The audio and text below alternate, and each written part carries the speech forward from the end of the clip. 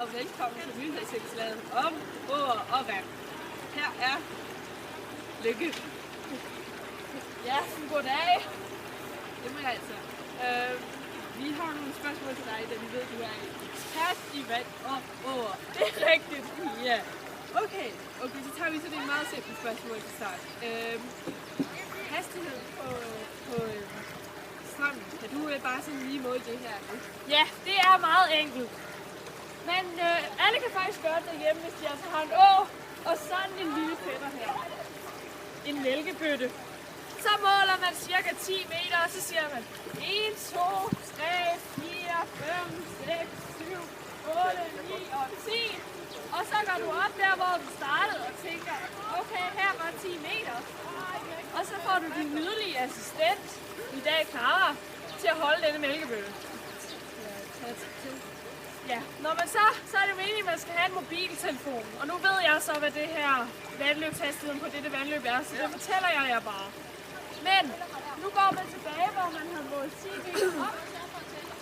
Og så siger man 1, 2, 3, nu! Og så smider din yderlige assistent mælkebøtten i vand. På den måde tager du tid på den, når du siger nu. Og finder ud af, hvor lang tid det tager for den at komme 10 meter.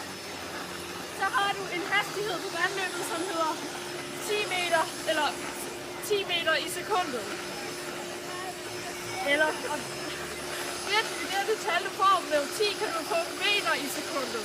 Og jeg kan fortælle jer, at farten på dette vandløb er 1 meter per tredje sekund. Cirka. Men det kan variere. Det varierer rigtig meget efter, hvilket vandløb du er, og hvor i vandløbet du står. Okay, et andet spørgsmål er, for eksempel her står der også en masse fuger. Ja. Hvad kalder man det? Og Det hedder en høg. Og høgen, der bruger fisk til at yngle i. Så rigtig meget. Så for eksempel dette vandløb, der er kunstigt fremstillet, er der lavet en masse høg på kort afstand, så der er en masse fisk, der kan yngle. Ja. Okay, og hvad er det, man bruger en bugt til? Hvad bruger en fisk en bugt til? Altså høgen. Ja, men der bruger de til at lægge æg i. Det er for eksempel laks. Deres æg kan ikke tåle saltvand, så derfor går de ind i vores ferskvandsåer. Okay, for eksempel temperaturen. Kan du også bare sådan lige hurtigt fortælle os, hvordan den er? Ja, den er kold. Okay, det er fandme. Vi har allerede strømhastigheden, høen, bugt og så har vi temperaturen.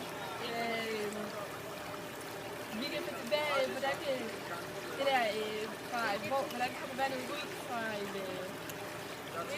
fra et hav, og hertil, hvordan kan man måle, hvor meget salt der er? Ja, det er smart nu, hvor du siger salt. For ved at måle sandindholdet i en å, kan man finde ud af, hvor langt væk fra havet man er. Og det kan gøres meget enkelt. Du har sikkert i din fysiktime engang prøvet at måle saltindhold i vand.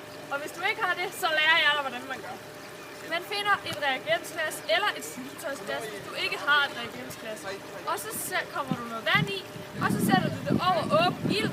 Og når alt vandet er væk, så ligger der noget bundfald tilbage, og det er så salt. Hvis der er meget af det bundfald, altså salt, så er du tæt på havet. Og hvis der ikke er det, så er du langt fra havet. Og er det ikke også noget, man kan se det ud for de planter, der er i nærheden? Jo, det kan man selvfølgelig. Fordi at, altså tæt på havet, der er jo tang. Og som I kan se her, der er ikke så meget tang. Nej.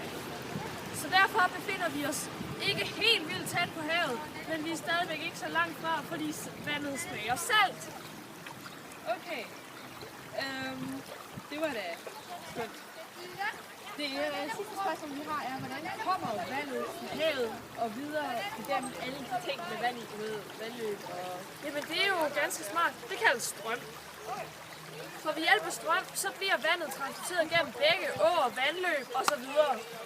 Og så til sidst, så står vi her, og så på et eller andet tidspunkt, så ryger det enten ned i et sø eller i et andet hav.